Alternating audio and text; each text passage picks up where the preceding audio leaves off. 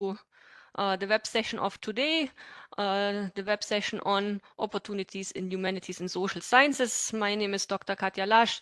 I'm the director of the German Academic Exchange Service, DART, and the German Center for Research and Innovation. And it's my pleasure today to lead you through this panel discussion on career opportunities, focusing on humanities and social sciences. This is the third event in the web talk series of this week. We talked already about research careers in the Big Four research institutions on Tuesday.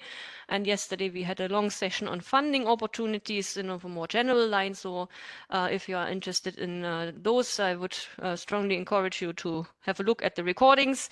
And today we would like to focus especially on the social sciences and humanities.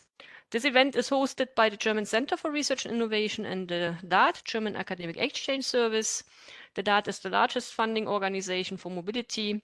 And in India, we fund scholarships and cooperation projects, but we also inform about Germany as a study and research destination, and we are providing expertise on the Indian and German higher education system. The DWIH, German Center for Research and Innovation, is a platform for exchange and networking between the Indian and German scientific and academic communities, and we cover there a broad range of research topics, fundamental as well as applied researches across science and humanities, and later we do today in this web talk. Both of the institutions are funded by the Federal Foreign Office of the Republic of Germany. Today's web talk, we focus on social science and humanities, and very often I'm asked in India, is Germany only there for engineering? Because we know that Germany is in India known as the land of the engineers in engineering, and we have a lot of academic mobility in this field. But it's important to note there's a lot of ongoing also in humanities and social sciences. And I think that's even more important as the contribution to solve the challenges of the future is not only possible with technology, and sometimes we tend to forget this when we talk about climate change and all these things. Social sciences, cultural studies, and humanities explore the cultural and social values of our societies, and they critically reflect on social developments, make problems transparent, and can help to counter the populism of opinions with the power of arguments and expose distortions. And I think it's really important not to forget about those, and that's why we're focusing this web talk also on the social science and humanity. Germany is known as the country of poets and thinkers, and social sciences and humanities have a long-standing history and are worldwide renowned. The German government has developed a plan for social sciences and humanities who will lead till 2025 with the tagline Understanding Society and Shaping the Future. And within these plans, numerous institutions are funded, amongst them the Max Weber Forum. And I'm very glad that we have the country director of India today with us on the panel. So in this panel, we are aiming to give you some insights in the German research landscape, ongoing cooperation between India and Germany in this specific field. We will talk a bit about funding opportunities, how to do a successful application, and we give you some hints also for career development. If you have questions, we welcome them in the chat. So please put all your questions in the chat. We will take them up in the discussion with our experts. And I'm glad now to welcome our panelists for today and to welcome our distinguished speakers. So let us start with ladies first. Professor Ummu Bava, who is professor at the Jawaharlal Nehru University and who heads also the Germany Center for European Studies. She's one of the top Indian experts on the European Union, Germany, and India's foreign and security policy. And she has a lot of other research areas ongoing also on the Indo-Pacific region, emerging powers, global governments, norms in higher education. We just had a discussion on this in her focus. She was conferred in January 2012 with the German Civil Honor, which is the prestigious Order of Merit, Bundesverdienstkreuz. And Salma has a very good insight into the German research landscape. That's why she's here, and she speaks fluent English in the end, also German. Salma, welcome, and greetings to JNU. I welcome Dr. Sebastian Schweke, who is head of the office of the India Max Weber Forum. He received his PhD from Leipzig University in political science with a study on the political economy of Hindu nationalist and Islamist movements, and then subsequently shifted to the University of Göttingen. So he has a good insight into the research landscape. He has been in different universities in Germany, and there he developed a research agenda combining social and economic history with economic anthropology. So he covers history, anthropology, and also social history. Before joining the Max Weber Stiftung, he was an associate professor at the Indian Institute of Management in Calcutta, and his main interests relate to the study of markets and exchange, credit and debt, and speculation, and a lot of other things, which we take up a bit in the discussion. Sebastian, greetings to the other end of Delhi, and warm welcome to the panel. Last but not least, I'm glad that we are joined by Professor Alexander Fischer, who is professor at the Jindal Global Law School, specializing in comparative constitutional law with particular reference to India. So I think this panel is very special because we have all the three panelists have a very good insight in both of the systems.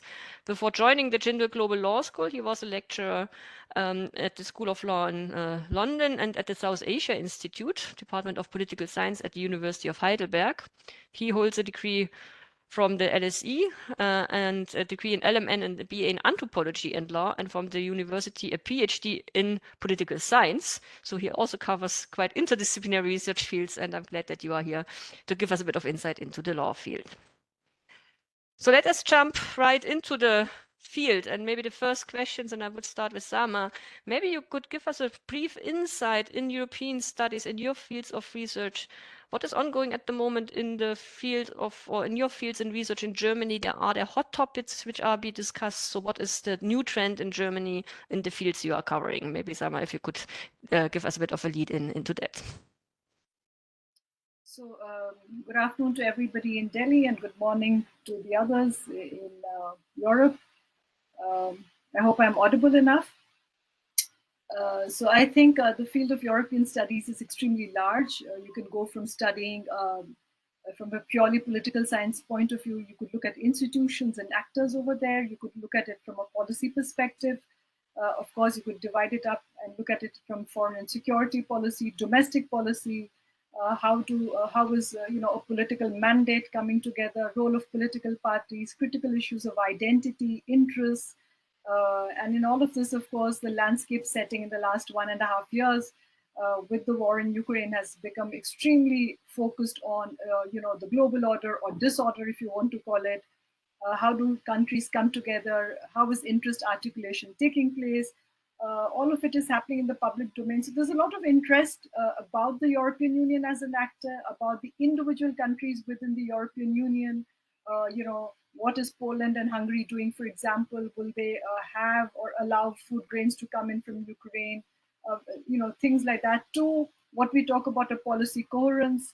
You could also look at institutions and what is their role, ranging from security institutions like NATO, which has come into prominence again with two countries joining in. So there's a whole range of things which comes within the realm of European studies, broadly from the discipline of history, political science, foreign policy attached to it, or international relations. You could look at it, from the perspective of society and culture, and economics and security, and it all depends then where your intersection of interest lies, in which you can tie all of this together. You tackling European studies sitting in India. So is there also a discussion? I mean, you talked about there's a lot of discussion ongoing on the European Union security policies. Do you see also India hosted the G20, no, this year? We just saw the G20 summit. Do you feel that there is also, from your perspective, they look outside of Europe? Would there be a connect? So do you feel any movements there, or is it more an inner European discussion ongoing at the moment in your field? So I think there's a lot of discussion at three different kind of levels. One is the EU with the rest of the world. So there's a lot of interest and focus on, for example, China, what is happening at that level, what is happening with the transatlantic partnership. So the EU with the rest of the world is one. There's a lot of interest at the bilateral relations between individual countries and not just the regions. And then there's a third point on global governance, thematic issues, climate change, adaptability, reaching targets and sustainable development goals. So there is a lot of interest in that. And for those who are studying here in India currently, looking to go to Germany, for example, there is also the bilateral India-Germany, which one could look at within the larger European studies as well, or just look at the bilateral between India and Germany, for example, climate financing. Germany is supporting a lot in the green transition in India. How would that work out? What does it mean in terms of transfer of technology? So somebody could even approach it from a technology side as much as look at it from a very policy perspective as well. So like I said, it's a very large field. There's a lot of interest at this point on post the G20 and India's position on the Ukraine war, on understanding India. I think that is still a black box, which many people find that they're not able to figure out. So it's a fascinating, time at this turn, I would say, where ideas, institutions, actors are all being challenged in ways that one has not, probably seen it in more recent times. Thanks for that brief insight, and yeah, for highlighting there is a lot of opportunity at the moment. And I think one even looks more at political sciences again, given the crisis situation we are facing with the war in Europe. Maybe Alexander, over to you, looking into the field of law, which per nature is a bit of a natural discussion normally, but maybe you could give us an outlook what is ongoing in Germany, and maybe also relate a bit to international law, if that would be possible. So, namaskar and welcome, everybody. It's really a privilege to be here today, and fantastic that the DRD is organizing these events virtually. I would say in Germany, over the last 15, 20 years, we have seen massive efforts to internationalize legal research. And I think in particularly the Max Planck Institutes have been exceptionally successful. And so maybe the first point that you can take away is you always must look at Max Planck law, which is, I think, is 40 institutes, 400 scientists. And Max Planck does not teach law, they just research it. And this is where, from an international law, comparative law perspective, for somebody coming to Germany with research, it's definitely always your starting point. Then the other thing I think you need to understand is that internationalization at the German law faculties, so a university like Heidelberg or Hamburg or Munich, there's sort of an inbuilt limitation because most students will go to these universities and they expect to be prepared really well for the German state law exam. And 80 to 90% of the resources of these universities will flow into that particular aspect of legal education. So if, that's sort of the only realm where I would say German language is really a necessity. Otherwise, English has become really, really common. But even in these universities, in the law schools that are mainly there to train German lawyers, even there, you will always find professors who, either because of the field that they're teaching, like public international law or comparative law, or maybe they have a specific regional or country expertise, or they are engaged in something like gender and law or migration and law. So if you find those professors, then again, it's the doors open to almost any sort of research field, interdisciplinary, that you can find nowadays. And in that realm, you don't need to speak a word of German, right? I mean, you can do your PhD in English, you can communicate with the professors in English, and it's quite likely that most of the other PhD students will be international in those places. Yeah, thanks for that. Do you have any idea where, some major funding at the moment is rooted into law? I mean, we're facing a refugee crisis again in Germany, and it was big in the media over the last couple of days, especially. So any idea if there are large projects at the moment where one could see what is a bit the trend and where the public money is rooted, or would it be an overall approach in Germany and all fields would be covered with research funding? So I think for anybody in India who's interested in Germany, you always have to take a look at Berlin because that's where most Indians end up. And that's where most connections between Indian law schools and the Humboldt University and Freie Universität are taking place. So I would say Berlin has emerged as a center for law. That's particularly also due to Professor Philipp Sternberg and his very long connection with respect to India. Otherwise, I would say there's a large research cluster now emerging in Erlangen and Nuremberg with respect to migration and law. But there must be other large research cluster. In Frankfurt, there's one on labor law, which takes a strong interest in India at the moment. So again, I would say, look around, right? And it's a field that is diverse because of German federalism and the way the research landscape is structured. I don't think there is one hot topic at the moment. I think it really spreads out into all sorts of fields. Thanks for that. Sebastian, over to you and to your field. Is there one hot topic or what you would relate in the research you are doing, or is this the same picture? And could you give us a bit of an insight in the fields you are working on, what's ongoing in Germany? Yeah, well, hello everyone. So I'm going to go into this question first of all by saying, so when you're doing something in Germany that is South Asia related, you always have the choice of doing something that is either South Asian studies, which can be interdisciplinary or related to one particular discipline, or else you're doing something that is related to South Asia, but still has other connotations, other regions that are looked into.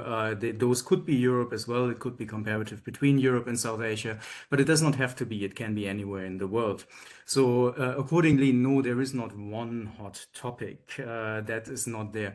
If you go directly to South Asian studies, where it's really only South Asia that counts, well, I mean, keep in mind, this is a small field. In Germany, compared to many of the mother disciplines, this is a minor kind of field. There are not too many chairs where you can actually go and do your research. But it's not as if South Asia is like a very small area nowadays in German research. It's actually been growing. There are several centers of area studies. Heidelberg and Göttingen are the biggest ones. But there's also clusters around several other universities where you could be going. So within this narrow field of only South Asian studies, basically, so from the history point, it's labor history that is a major issue here, political history as well. There are some cultural history chairs still that are ongoing. It's not as if this is really exhaustive. That's the major questions around caste and religion and these kind of things. Of course, we also still have a major Indology tradition in Germany. So just in case, I'm not an Indologist, but so I'm not going into hot topics here because I wouldn't know. But at the same point of time, yes, there are still several chairs of Indology, and some of these chairs are actually going beyond the pure philological traditions of Indology in Germany. So you might be able to find something there. Now, what is something that's fairly new in Germany? New meaning it's something that came up in the last about 20 years, is that researchers who are not normally working on India are now starting to take an interest in India-related topics or South Asia-related topics. And that can be transnational research, but it could also be that you find someone who's been doing history or anthropology in, let's say, with an Asian context, but never specifically having worked on South Asia, who would now actually be willing to take up research that is happening on South Asia. And of course, this is now a very broad field, so hot topics, that doesn't work here.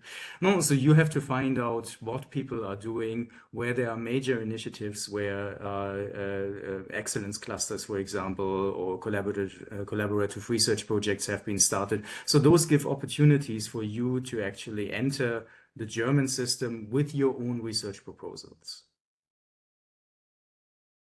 Yeah, thanks for that. I think it's interesting, and maybe this goes to Salma if we talk about a bit research ongoing. So also with your doctoral students and so on, is it always when you study European studies, or if you study that it has to be an Indo-German connect, or are you looking also into pure studies where there's no India connect? So maybe to make it clear, because those Asian studies, there is of course a connect there, but how you would estimate this from your point of view. So when you look at the research also done, is it always the Indo-German connect looking towards Germany? Yeah, so let me say there are two ways of looking at it. I mean, a large part of the research is purely on Europe. It may or may not have an India component. That is not part of literally the mandate. But then it depends a lot on the selection of a topic, research topic by a student who is studying, say, at our university in the Center for European Studies, and they could also be looking at a bilateral topic. It could be looking at a bilateral India and EU, for example. They could look at India and Germany. You could also look at two other countries in Europe, or trilateralize that entire thing. We don't have any preset conditions that you can't study or that everything has to be India focused. It all depends on the research interest of the student, and then we help to co-design the topic in that sense.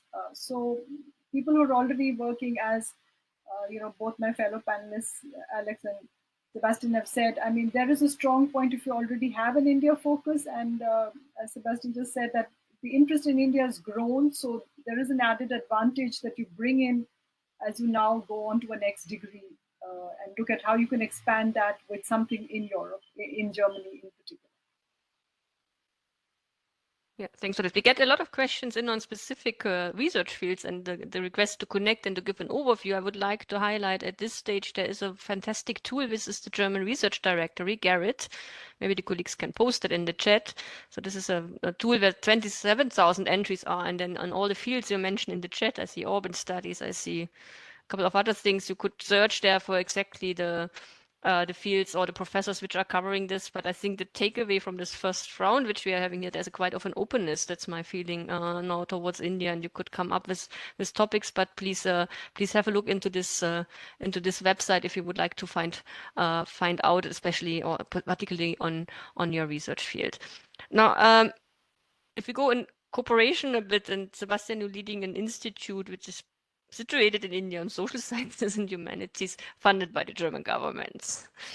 So, question to you, is that showcasing the high interest? Why are you here in India? So what's the reasoning behind? And are you also having, as a German institution in India, some opportunities for our audience here available?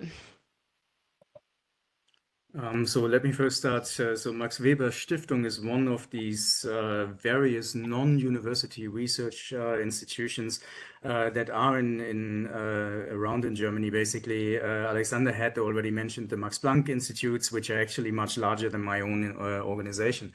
However, it's quite interesting what has happened here, just in order to make sure that you understand this growing interest in India. So Max Weber Stiftung runs 11 institutes and a few offices worldwide. It's always had a global outlook. These are research institutes that necessarily are outside of Germany in host countries, and they're doing research on these host countries, especially in history, but also in the social sciences. And so a global outlook has for many decades meant that basically they're looking at various other European countries and maybe in North America and a few other places in the world. So now we are the newest institute here, which shows in a way that global means something else nowadays in Germany. So there are new areas of the world that are actually being taken into account that have not been so prominent in Germany-based research beforehand. So the Max Weber Forum in Delhi is one of those places that are now coming up in various parts of the world. There are also so-called Merian centers. Those are research projects with a limited funding period, but it's a substantial amount of money, and they are specializing on fellowship programs. There's one in Delhi too, which is actually just located upstairs from us. So basically, they are running fellowship programs. These are open calls. You can apply. Maybe someone can put the link for ICAS-MP in the chat box. Now, the Max Weber Forum itself works with long-term researchers here in India, and those can be German or Indian. So occasionally we do have openings, but this is not something where there would be many openings coming up, especially not at the scale that many other initiatives can come up with. Okay, so this is one of the things to say, but then if you're looking at the way that large funding initiatives in the humanities and social sciences have come up in Germany. So what you're understanding nowadays is that, yes, many of these may still be Eurocentric, but that doesn't mean that they're not interested in getting other perspectives into it, basically. So there's always scope for some people to come from outside of these more European-centric areas of inquiry. And there's an openness for people from outside bringing new perspectives into research that is happening there. So even when you're not finding something that is Asia or India or South Asia related, that doesn't mean that people will turn you away because you're not looking at that. Rather, on the contrary, people would be open for you to apply and bring in something that otherwise is not part of these kind of initiatives. Yeah, thanks a lot. So maybe Alexander, also a bit of funding questions related to you. Are you aware of funding programs, especially in your field, for going to conferences, for going for a postdoc, or how does it work? Or is it a position which normally isn't the Max Planck Institutes offered? So how does it work in the field of law? And then Salma, we come to you a bit related the questions to your doctoral students from CNU. Alexander, over to you.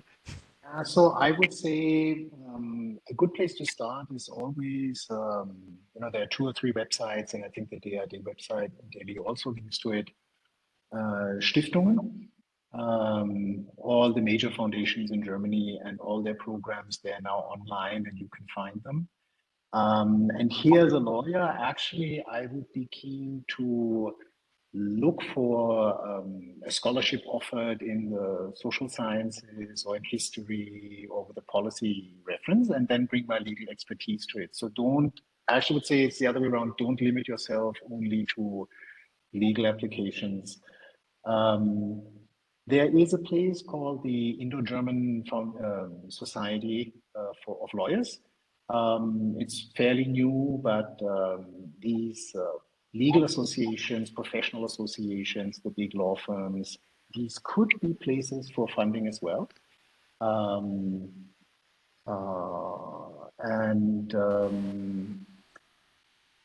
Otherwise, something that comes to mind also is the Baden-Württemberg Foundation, which is, again, look out for the federal level.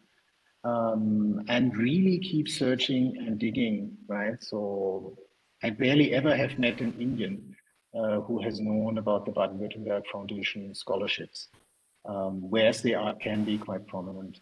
I know that the political foundations, which are really, or used to be quite well funded in Germany, and all of them have an office in Delhi.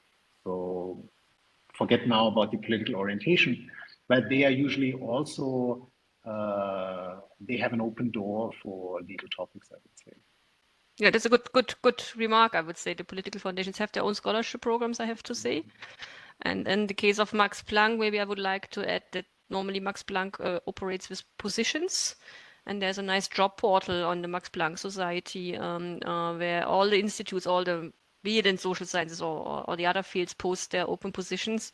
And maybe to mention that Max Planck has more than 25% of international researchers, so please look up also the institutes. So we talked about also the federal states. Now, So Salma, yeah. Sorry, I just supported a student who has been awarded a scholarship by Max Planck, and I have to say it's incredibly generous. So maybe don't, for all participants, it doesn't have to be so generous, even with a smaller stipend or contribution to your flights and everything. It's possible to undertake really good research in Germany. Salma, you're coordinating and you're having doctoral students and also people. So what are your recommendations to your students who would like to go to Europe? So what normally are the organizations you suggest for going for conferences, for connecting? Maybe you could give us a bit of your expertise on that. Yeah, so we've got 2 sets of students. One who are registered for their PhD over here, which means that they can apply for very short-term fellowships. And as Alex just pointed out, all the German foundations have their offices. They also have funding programs. And one would have to check, because some of the programs also undergo a change. There was possibilities for a 6-month fellowship by one of the German foundations. At this point, they have kind of discontinued that. So these are for those who are already studying over here. You have to have a contact university in Germany, which will undertake to host you during that period, a professor who oversees the work when the scholar is embedded over there for that particular period of time. And you go there to Germany, do your field trip, do your research over there, and basically come back, and it's your own university which is giving you the degree. Among the various links the colleagues from the DAAD have already put out over here, there's a very rich database. Within the DAAD also there is a scholarship which is called the Sandwich Model, which is available for 1 year. Again, for those students who are registered for PhD in India, I'm emphasizing this, you have to be registered for a PhD in India. And you're applying for this. And then you have a co-supervisor from the German university. And if you have a successful application, then during your PhD program, you are allowed to go for 1 year to Germany. Now, please also keep in mind that it also has to sync in with your own university's rules on supporting mobility during the PhD program. So kindly, before you make a start for applying, if you're a registered student in India, please check your academic rules in your university. Does the PhD program allow extended stay of a maximum of 1 year? So don't start the other way around. You apply for it, get it, and you find that your own university rules do not support that. Then it would be a very difficult point. So you have to check for congruence between your existing university rules. From JNU, I can tell you that we are very supportive and we give students 2 semesters. A whole year is given. And then they get the 2 semesters back to then come back and finish their research work. Then there are of course others who can apply for PhD programs fully, and I think we will come to that topic as a discussion. But to the point, what Alex has also just said, one has to constantly keep looking. I'm looking at the questions, and I very quickly make a comment over here. Our job over here is not to identify a specific program and a specific funding. For some of you who have asked very, very clear questions, I want to look at social history or anything like that. I just want to tell you that there are lots of tools available which will take you to show you where the funding is available. Point number 2, you have to do the homework. Nobody else can do that homework for you, please. You have to identify what your research interest is. Where is it you see a synergy happening between you and a particular faculty or a university department in Germany?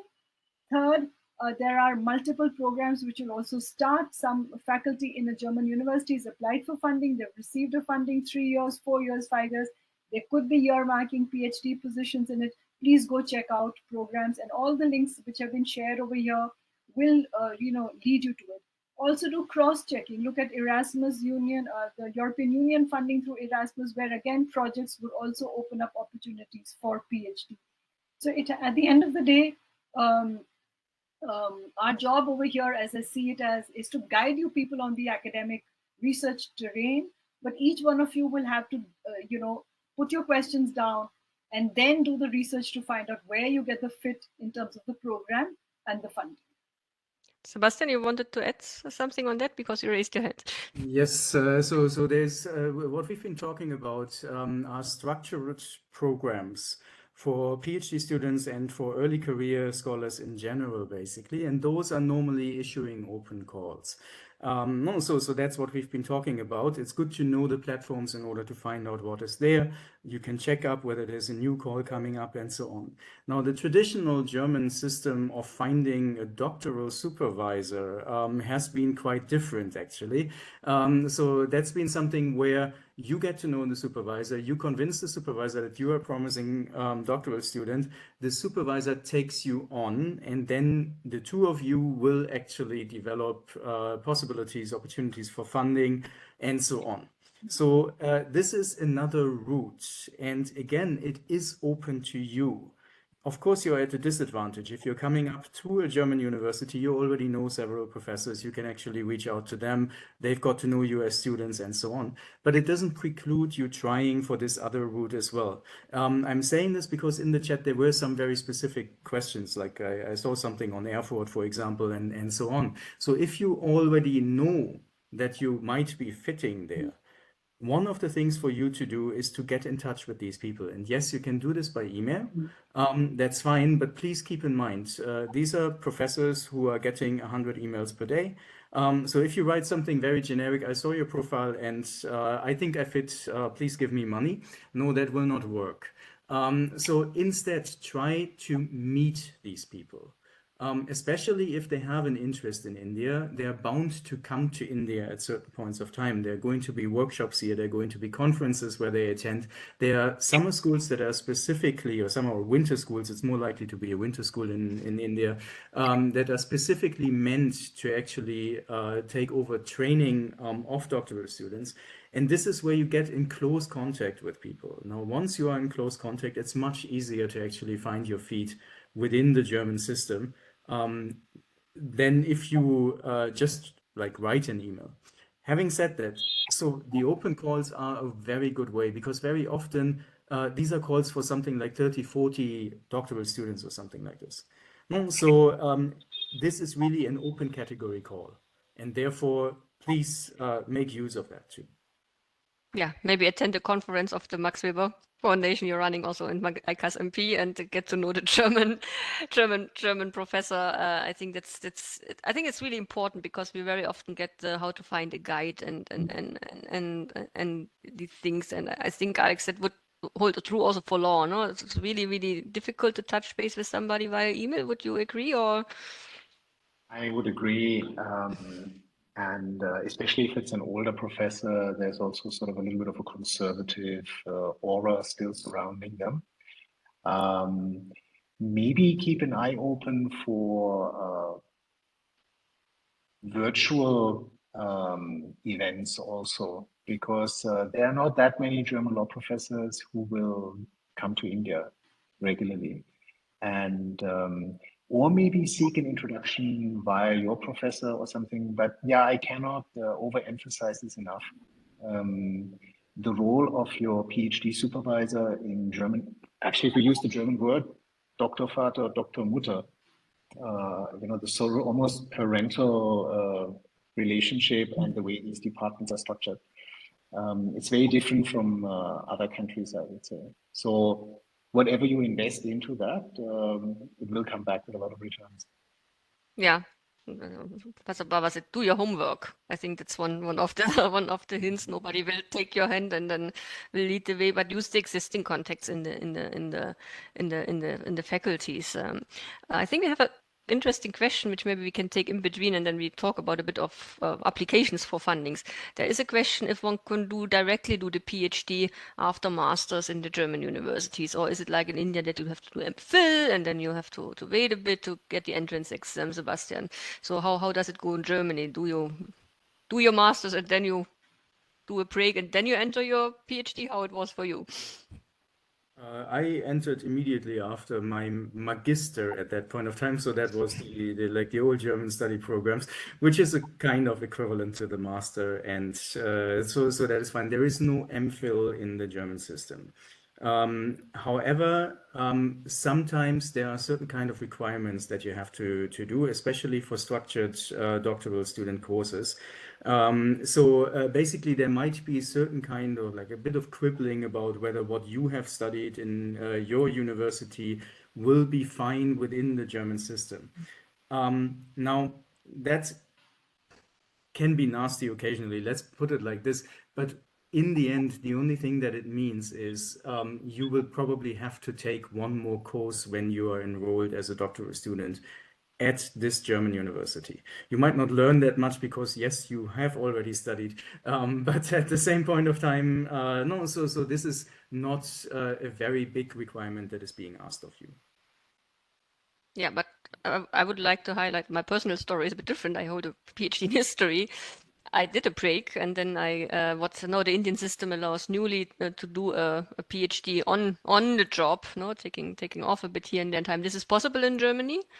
So not everybody is completely dedicated. There are half positions, and then you do the PhD on the other half of positions. So it's a bit of more flexible. And I think what we see in the Indian system at the moment, there's a bit of ease of things, but it's not. So you can also take a break and then re-enter if you find a professor who is guiding you and then who's willing to take you in, but is most of the people, I think, enter immediately after the magister or master, but it's not a must. So there can be also a break if you have good reasons, and if you find a professor who would take you in. I know that you're all also evaluating candidates here and there, sitting here and there in commissions also, and looking them up. So maybe you have some hints for a good application, despite how to find a PhD guidance. But if I reach out with a proposal, for instance, what should I take care of as a student coming from India, and maybe do my 2-pager executive summary on the research proposals, Salma? Common mistakes made by Indian candidates. So I think it's important to understand, and you emphasize the research landscape, and obviously there is a cultural difference in the research landscape, though we're all the way you are trained and you're doing. So I think it's important to go on a hint for all those who are looking to apply is go to the DAAD website, and there is already in the menu how to write a proposal. I think first familiarize yourself with that, because there is the point of a certain structure, and all of us are used to it. I mean, this is a cultural training on how is the structuring done. And there are differences how it is done in Indian universities and how it is done in German universities. So if you're applying for the German funding, then I think the first step to do is to go and check out what is this structure looking like. And then I can't repeat enough that you cannot write it in one go and expect that you've got the best proposal ready. So you really have to, spend some time, ask yourself the important questions, get your literature list ready, look at what is the latest research happening, and then put all of that information together to come up with that crisp proposal. There is a page limit on that on the DAAD website, probably about 10 pages. Your individual universities in India will have very different guidelines, and so it's important to recognize that you are not writing a proposal to your own existing university where you're looking to somebody else. So what is the frame that they use to look at the proposal is extremely important to start the designing of it. And then, of course, bringing together all your tools of the research, recognize what is your weak and strong point, look at what is the strength of that particular professor or the program, as Sebastian pointed out. I mean, if you're going into a structured PhD program, there's a certain advantage of that. What are they emphasizing? And so you've got to really, each proposal has to be very specific and standalone. Don't think you can make a generic one. That may be for you to understand what you're going to do. At the end of the day, you have to tailor a proposal to a particular university and the professor and your own area of interest. So I think those are my 3 important points. Yeah, thank you. Alexander, you're teaching, no, in Ummu Jindal. So from your experience, what you would expect would be the challenge for an Indian students heading for PhD or postdoc in Germany, one maybe of your colleagues. So coming from the Indian system and being teaching, so what do you think would be challenges for them going towards Germany, as Professor Bava pointed out, the education system is a bit different and how things are abroad. So from your teaching experience in Ummu Jindal and your research experience. Yeah, so there's this shorthand statement that one sometimes makes, so that postgraduate studies is to know more and more about less and less. Yeah, so to really move away from anything that is too general, right? So you're not going there to just work on labor law, but you would go there to work on labor law in India, maybe, from the time shift or in connection to the British Empire or something, or a specific time period, or labor law in Tamil Nadu or something like this. So, and that has to become clear on the first page already. Nobody will take the time to read the whole thing and then reread it and everything. And especially if you're competing at the level of scholarships. The research proposals that make it to the scholarship level, even just to the interview level, you can really see they have been digested and redigested and redigested and critiqued for 6 months, a year sometimes. So in that sense, it's an enormous. So I would say the specificity of the research question to understand how it has to tie in with the specific institute you're going to. Here also, nowadays, since India's national law schools are so good and provide really good PhD programs now, what used to be the case in the past, that people go to Germany and work on a purely Indian topic, I think that's becoming less and less attractive. Also for a German professor, it should be comparative. It should take maybe into account European law, or a very strong theory or legal philosophy dimension or something like that.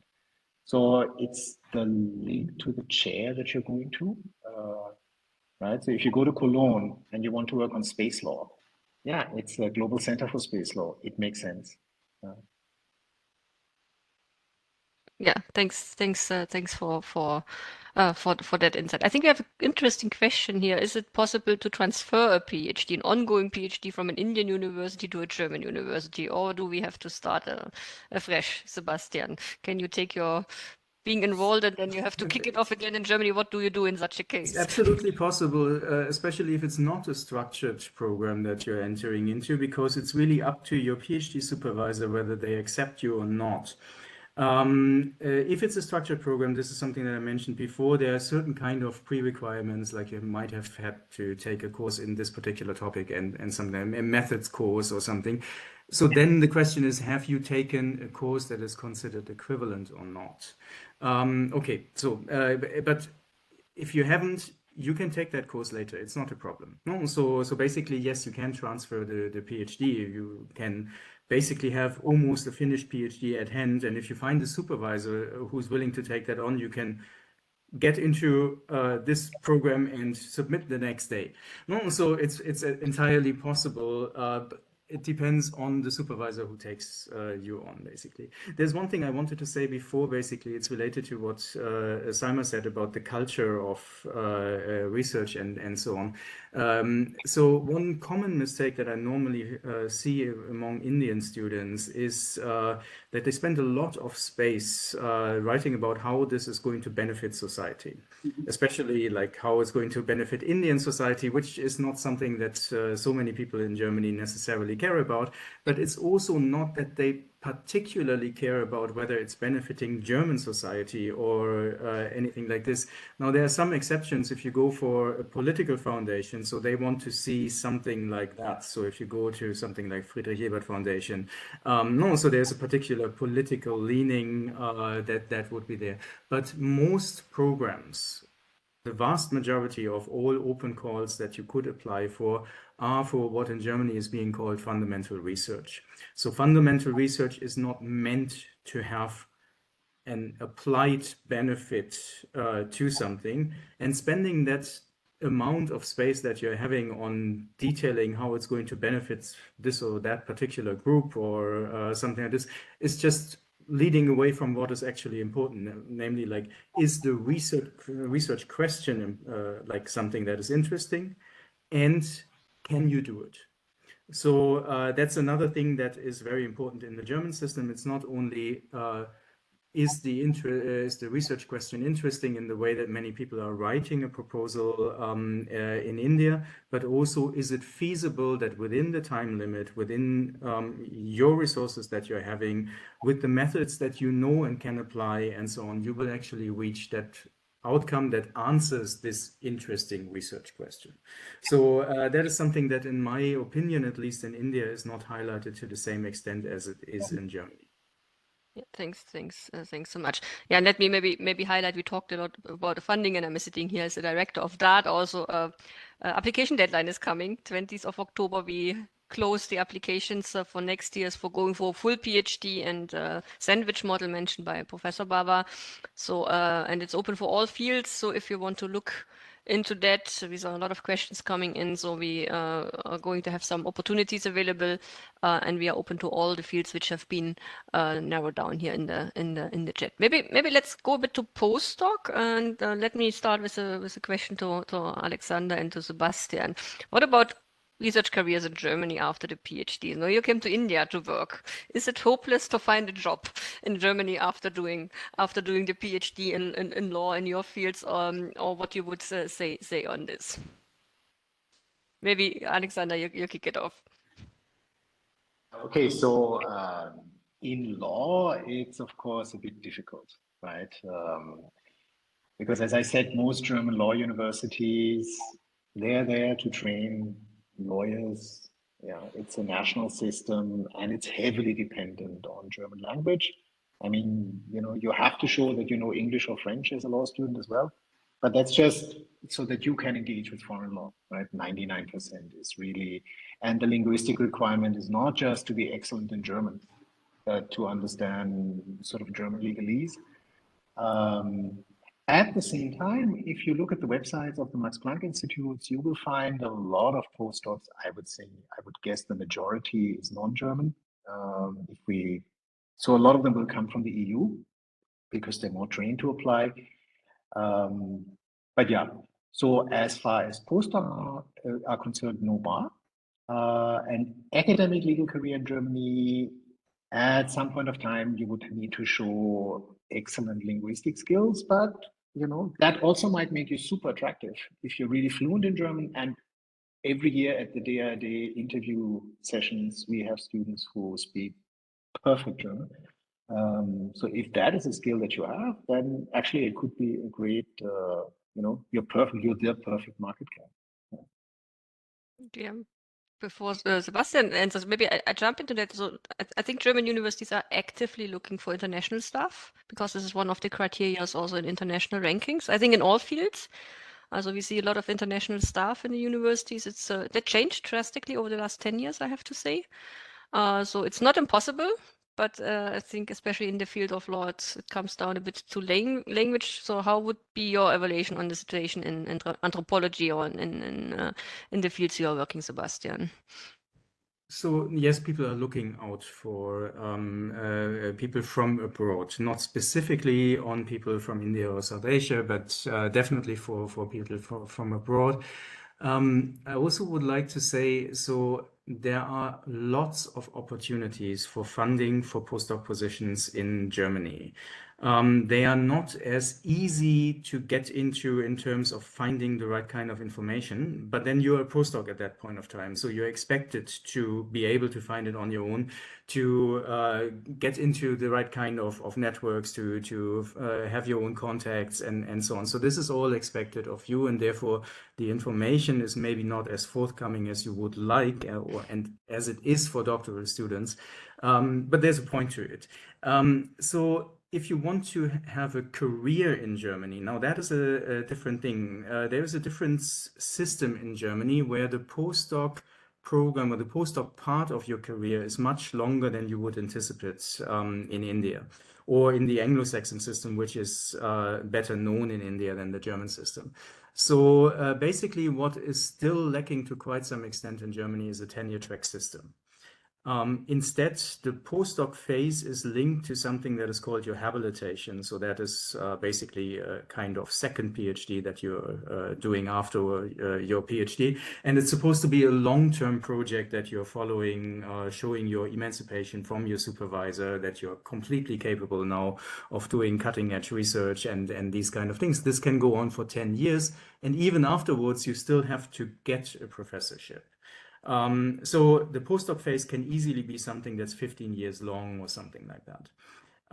Now, because of that, there's lots of funding opportunities because German postdocs also need to have funding in order to actually last for this 15 years. And for people coming from abroad, that is actually something that makes it quite easy to get a postdoc position somewhere because there's lots of funding opportunities meant to last German postdocs through their postdoc phase until they can get a professorship.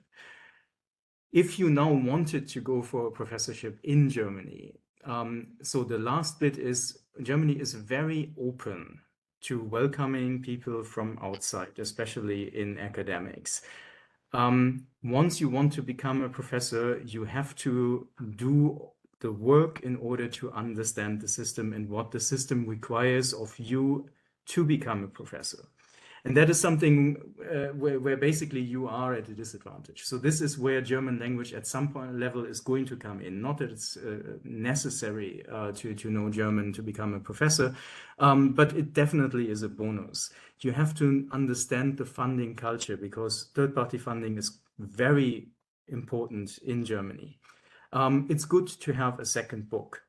So it's a culture where the second book is actually more important than the first book, as opposed to the system in, let's say, the US or in Britain and so on. So there are these minor differences, and if you would want to move altogether to Germany, have a German career basically, then at some level during your postdoc, these are the kind of things that you have to acquire.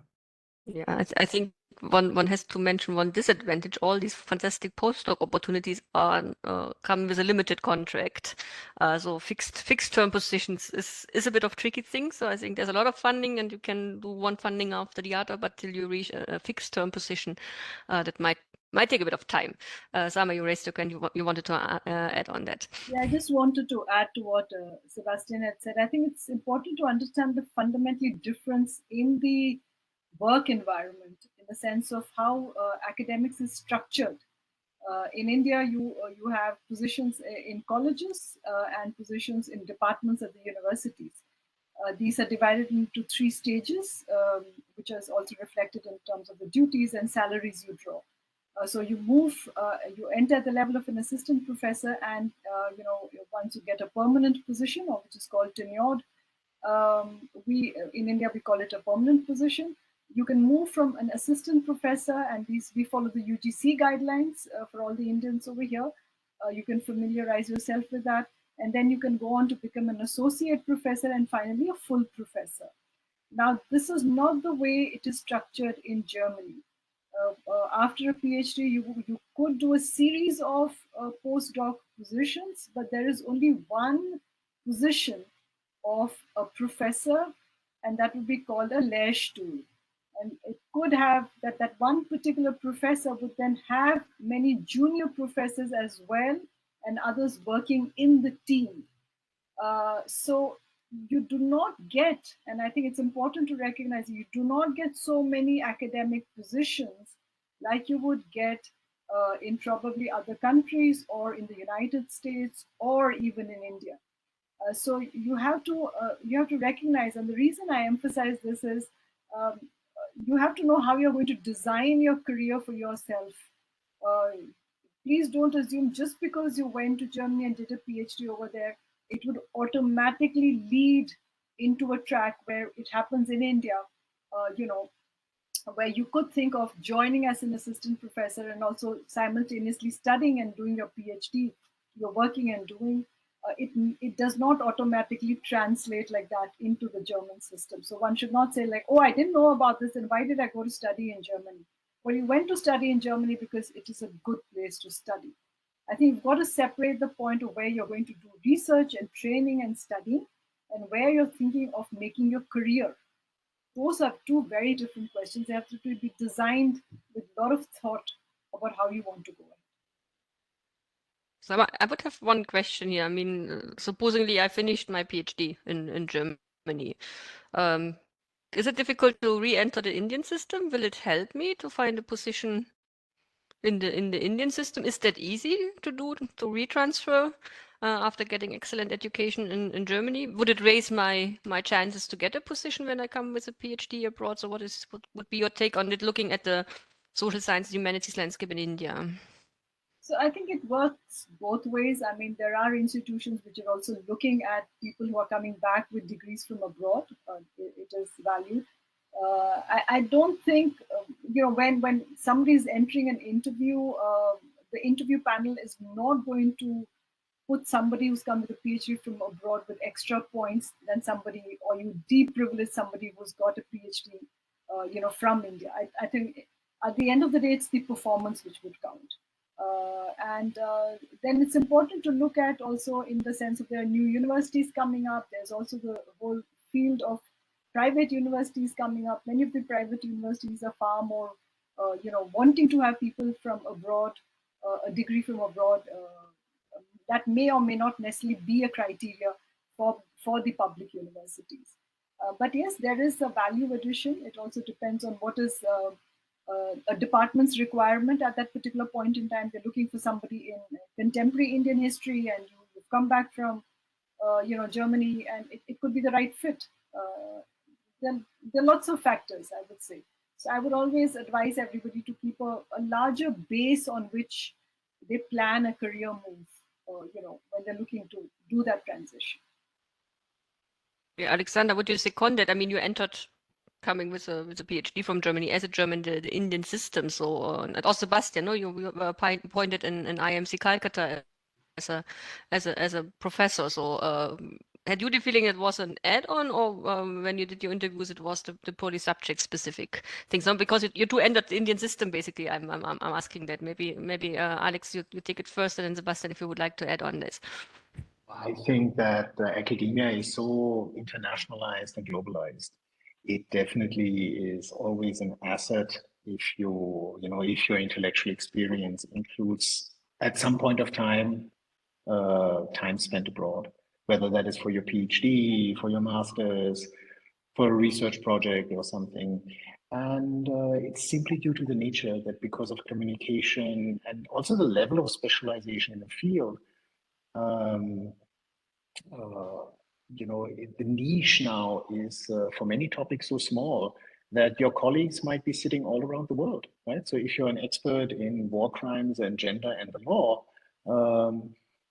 the 10 best people in this field, one of them will be in London, another one in Brazil. So I would say internationalization will always be an asset in your career planning. Sebastian, anything to add to that? First of all, I agree. So internationalization, international mobility is normally seen as something that's good. One thing about it is you have to maintain your contacts. So if you are going to Germany for a postdoc, let's say, but your career path or your preferred career path is going back to India. So an Indian university works in its own ways, and being known there, keeping your contacts with the future colleagues or something like this, that is actually something that will help you. So in that way, if you go somewhere else, try to maintain contact. Okay, so it's about networks, no? At the end of the day, we've learned you have to have your network.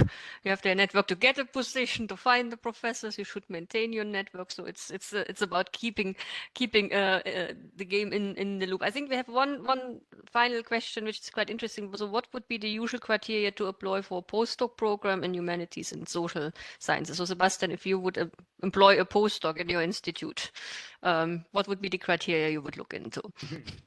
Okay, okay, you need to have potential. That's the big thing. So you need to have potential. You need to fit your ideas in like an institute like mine. Your ideas need to fit with the larger research agenda that is actually there, and that doesn't mean, oh, I also want to work on economic anthropology. No, so there are various ways in which you can do that. So if you want to apply specifically, let's say you want to apply at my institute and so on, do have a look what we do. So that is the kind of thing. And if it turns out that you want to do something entirely different, well, you can make it interesting. It's not that people would look down on it necessarily just because you want to do something in a different way, but you have to make people understand why you would want to do it in a different way, basically.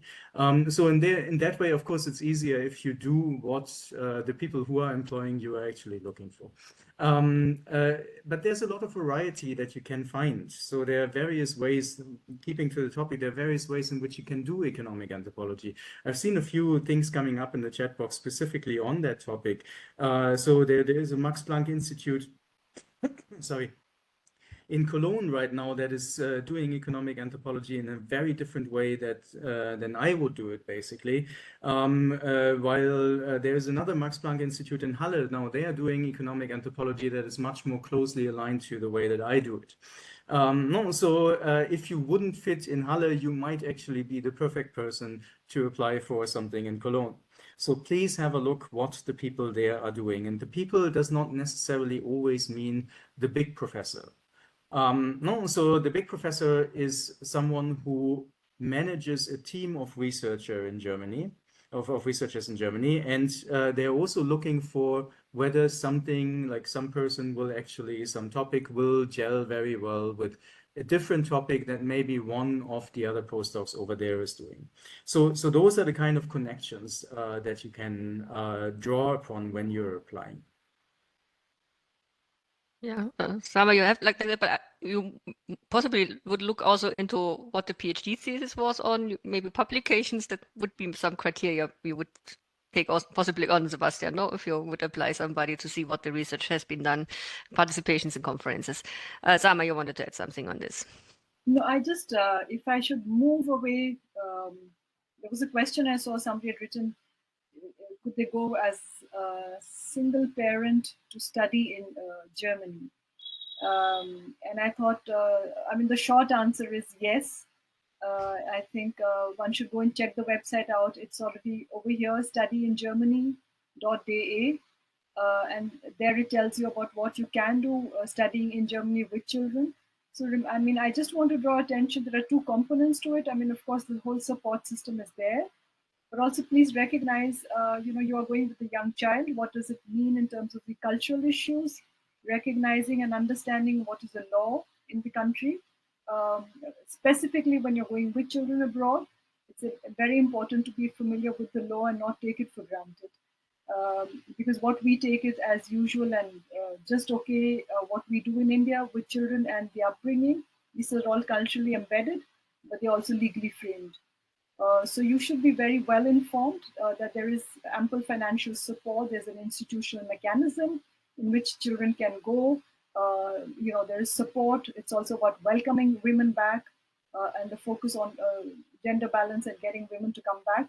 So that's extremely important, and it's also financially supported. But my attention is also to emphasize that please be aware when you go with small children abroad, to be emotionally and culturally and legally to know what you can or cannot do, so that it becomes a positive, productive stay and does not lead to any kind of a hardship. Yeah, thanks also for taking up that perspective.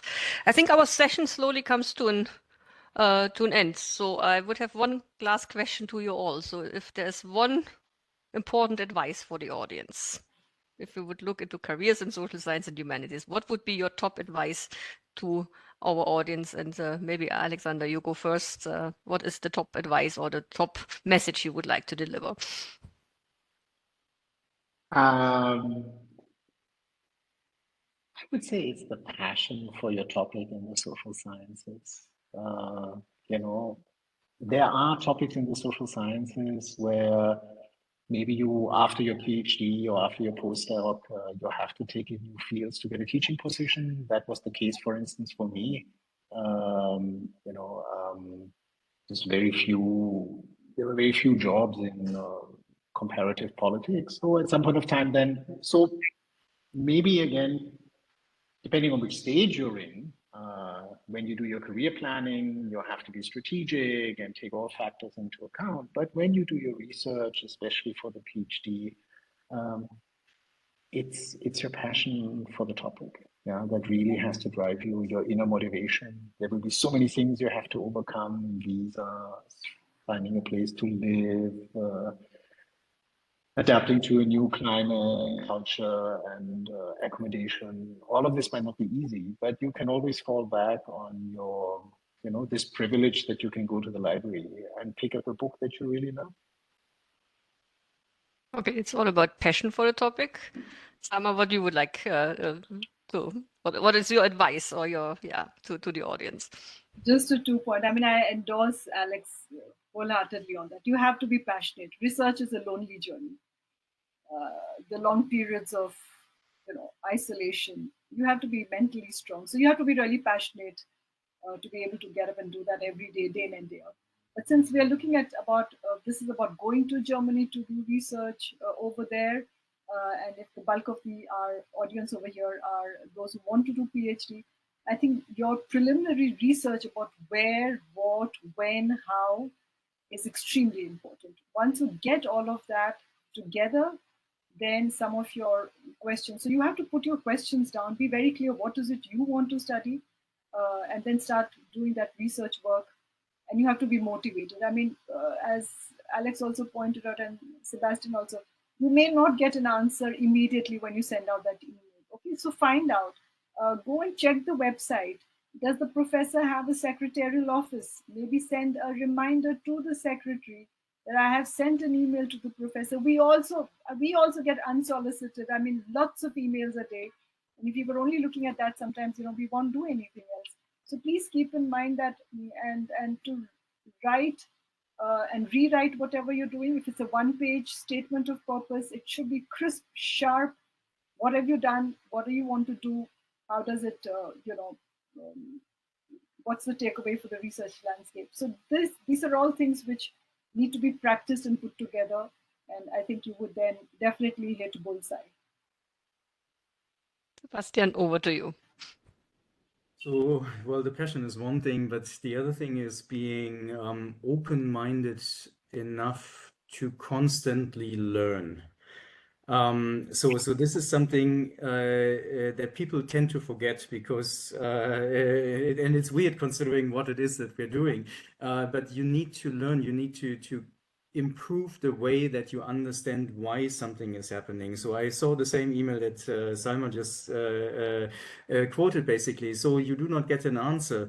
There is no specific reason why anyone would need to give you an answer. If you have written something that does not interest that professor, please keep in mind it might be impolite, but these people will get 50 of these emails per day.